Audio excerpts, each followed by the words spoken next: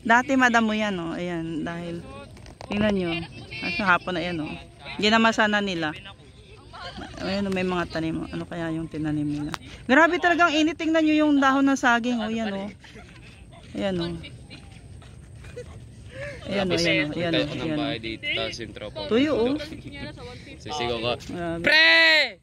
May ulam kayo! Na ano ka, be? Para ikaw! Magkaiwalay tayo ng bahay, ganun gagawin mo. Mangingi ako ng ulam, ganun din. Sigawan eh.